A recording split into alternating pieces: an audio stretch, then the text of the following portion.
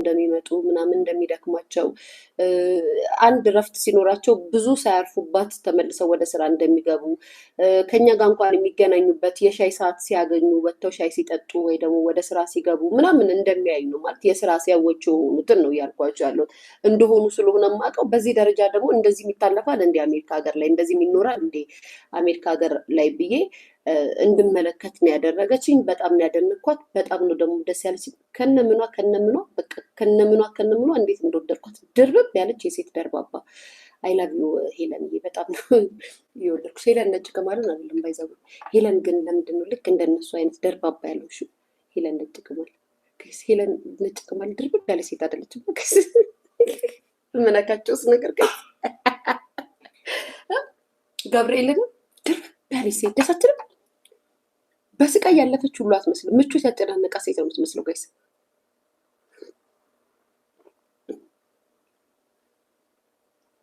አንዳንዴ ዘና የሚያደርግ እኔ ማንሽ አንቺ ልጅ የምትፈታተኝ እንደውም ነይ ከዛሬ ጀምሮ ቤቴ እንዳትመጪ ዘና ሳትይ 10 ዓመት ተቀመጪ። ምን አገባኝ እኔ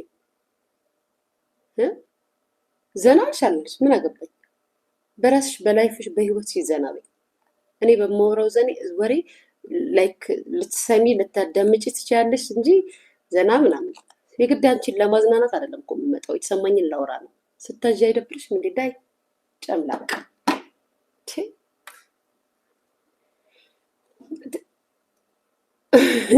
ገብርኤልን የምሬ ነው። አይ ነው ደርባባነቷን አታዘባችሁትም?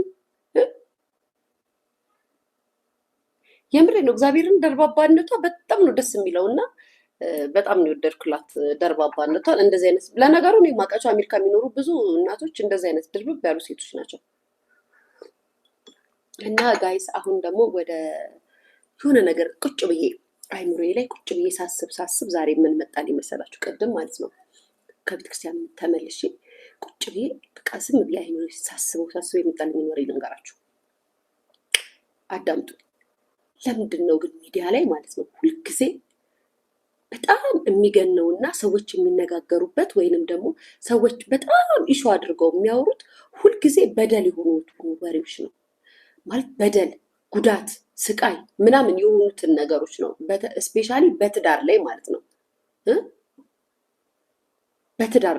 ትዳር ላይ ካያችሁ በትዳራቸው ሰክሰስፉል የሆኑ ፐርፌክት ህይወት የሚኖሩ ባል ካለ ሚስት ካለ ባሏ ባል ካለ ሚስቱ የሚኖሩ ባልና ሚስቶች የእነሱ የህይወት ተሞክሮ ሚዲያ ላይ መጥተው ኢንተርቪው እንኳን ቢያደርጉ ሰዎች በዛ ደረጃ የእነሱን ንግግር ተቀብሎ የሚያራግብ የለም።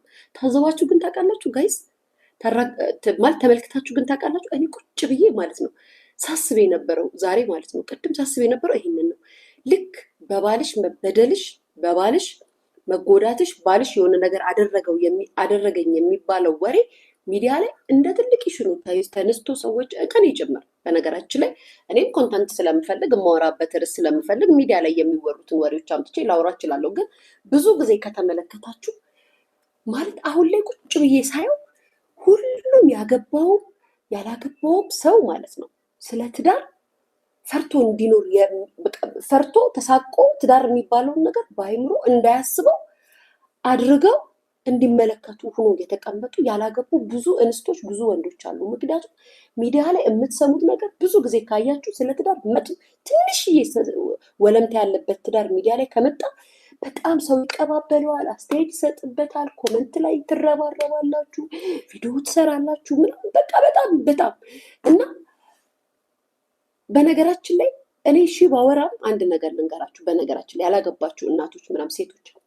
ስለ ትዳር ሚዲያ ላይ ያው ስራዬ ስለሆነ ኮንተንቴ ስለሆነ ሚዲያ ላይ ያለን ነገር አምጥቼ ስለማካፈል ስለማወራ ሊሆን ይችላል። ግን አንድ ነገር ልንገራችሁ። እኔ አንቺ ምናምን ብላችሁ ከኔ ጋር አትወዳደሩ። እኔ ከፋም ለማ ቢያንስ ኖርኩበትም አልኖርኩበትም ትዳር ይዤ አንድ ልጅ ወልጄ አልፌበት ቢያንስ ሌላ ህይወት ፈጥሬ እየኖርኩ ነው። ገብታችኋል? አሁን ድሮ ለራሴ ህይወት ብቻ ነበር የማስበው የነበረው አይደለ? አሁን በእኔ ውስጥ አንድ ህይወት ፈጥሬያለሁ። የማስብላት ልጅ አለችኝ። ስለዚህ ትንሽዬም ህይወት ቢሆን ትልቅዬም ህይወት ቢሆን ተለያየው አልኖርኩም ምንም አላልኩም ትዳርን ኑሬበት ቢያንስ ሌላ ህይወትን አምጥቼበታለሁ። ስለዚህ ኑሬበታለሁ፣ ትዳርን አይቼዋለሁ። አሁን ግን ሚዲያ ላይ የምትሰሙት ነገር፣ የሚባለው ነገር፣ የሚወራላችሁ ነገር በጣም ትዳርን እንድትፈሩ፣ ትዳርን እንድትጸየፉ፣ ሳታገቡ ዝም ብላችሁ መኖርን የምትመኙ እንስቶችም ወንዶችም አላችሁ፣ በብዛት ሴቶች ማለት ነው። በነገራችን ላይ ለእኔ ያልተሳካው ትዳር፣ እኔ ያልኖርኩት ትዳር፣ እኔ ያልተመቸኝ ትዳር አንቺም እንደዚህ አይነት ነገር ይገጥምሻል ብለሽ አታስቢ።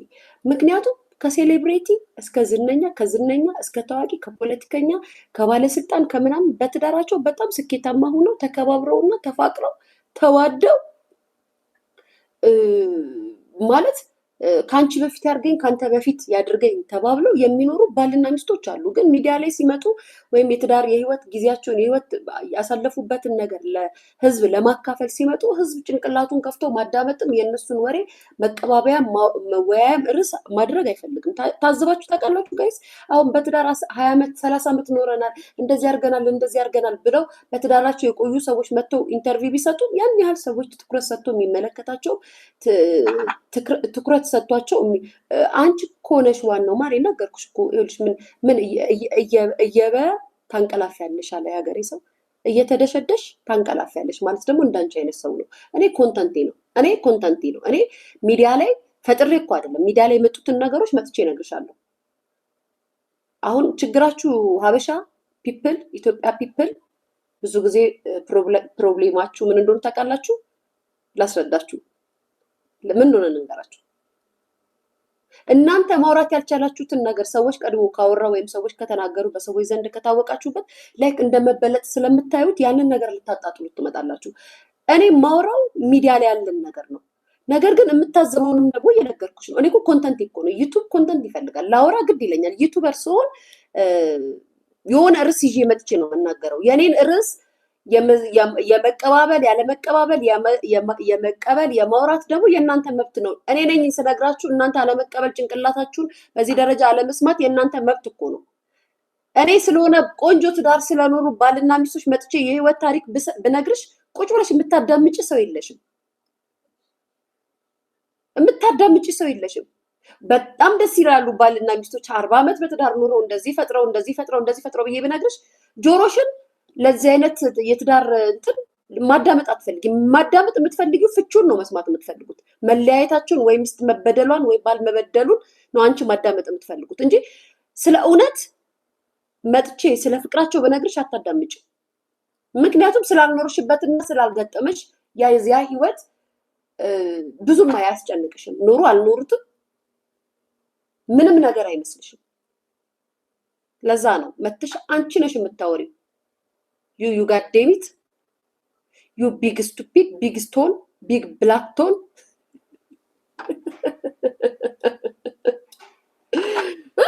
You big black tone. Tone ነው የሚባለው ጋይስ እንዳልሳሳት ጋይስ። ያ እንደና እንደዚህ ሰዎች እኮ በጣም እኮ ነው የሚያናድዱኝ። ያንቺስ ይላሉ የኔ ፍቅር። እኔማ ኑሬበት እኮ 1 ዓመትም ኖርኩኝ 6 ወርም ኖርኩኝ 2 ዓመትም ኖርኩኝ። ኬኳን የመሰለች ጣፋጭ ልጅ አፍርቼባታለሁ በዚህ በኖርኩባት እድሜ። አሁን ስለሌላ አይደለም ስለማንም አላስብም። እኔ ቢያንስ ህይወትን ኖሬያለሁ ማለት እችላለሁ። ልጄን አፍርቼባታለሁ፣ ራሴን ተክቼበታለሁ። የሊያ ልጅ የምትባል አንድ ልጅ አምጥቻለሁ። ምን አባሽ አንቺ ሳታገቢ አይደል እንዴ መታ ታሪኳን ስትነግርሽ ወይ ትዳር በቃኝ ከዚህ በኋላ ወንድ አላገባም ብለሽ ጥግሽን ይዘሽ በኮመንት የምታበጥሩት ለእናንተ ነው። ትምህርት እየሰጧችሁ እየነገርኳችሁ ያላችሁ ቢገባችሁ። ትላንትና የገጠመሽ መጥፎ የህይወት ተሞክሮ ወይንም ደግሞ ለሌላዋ መጥፎ፣ አሁን ለምሳሌ እቺ ማናት የምትለዋ ሴት መጣች፣ ስለ 6 ወር ስለኖረችው የትዳር ነገር አወራች። ከዛም ተነሱ ሴቶች ወይ ወንድ ልጅ ምናምን ከኔ ጭምር እንዳለ አየውና ነገሩ አላማረኝም፣ አልጣመኝም። ያልተመቸኝ ነገር አለ፣ የልጅቷ ንግግር ያልተመቸኝ ነገር አለ። እኛ እናያለን፣ እንፈርዳለን። እናያለን፣ ፈራጅ እግዚአብሔር ነው። የፈለግነውን አስተያየት እንሰጥበታለን። ምክንያቱም አካሄዷ ሴቶችን ትዳር የማሳጣት አካሄድ ነው። ሴቶች ትዳር አትያዙ አካሄድ ነው የልጅቷ አካሄድ። ዝም ብላችሁ ካዳመጣችኋት ይሄ እነዚህ ነገሮችን ትዳር ሴት ልጅ ትዳር አትያዢ ባልሽ እኔ እኮ በጣም እኮ የሚገርመኝ ጋይስ ልንገራችሁ። አሁን እኮ ነው ይሄ ቲክታክ የሚባል አፕ ከመጣ በኋላ እኮ ነው ሚስትም እንደዚህ ጨምላቃ የሆነችው እንጂ እኮ ሚስት ባሏ ቀበቶ ፈቶ እኮ አርሽን አብልቶሽ እኮ አብረሽ አርፈሽ ትኖሪ ነበረ። እናቶቻችን እኮ በቀበቶ ተገርፈው ተለጥልጠው ይኖሩ ነበር ከባሎቻቸው ጋር። ሞት ነው የሚለያቸው። አሁን ግን ቲክታክ የሚባል ነገር ከመጣ በኋላ እንዝላል ሆኑ ሴቶቹም ወንዶቹም። እውነቱን እንነጋገር ከተባለ የትዳርን አያልነት ትዳር እኮ በመጽሐፍ ቅዱስ ብዙ ቦታ እኔ መጽሐፍ ቅዱስ ምንም ስለማላነብ ነው እንጂ እውነት ለመናገር ትዳር ክቡር ነው። የባልሽን ገበና የምትደብቂበት፣ የሚስትህን ገበና የምትደብቅበት፣ ተዛዝለ ተሸፋፍነ ተደባብቀ የምትኖርበት ነው። በዚህ ጊዜ ግን ትዳሩ ሸፍኖና ሸሽጎ የሚኖር ማንም ሰው የለም። ትዳራችሁን አምጥታችሁ ልክ ፊታችን ላይ እንደምንቀባው ሜካፕ እዚህ ጋር መታችሁ ትበትኑልናላችሁ። ለእናንተ ነው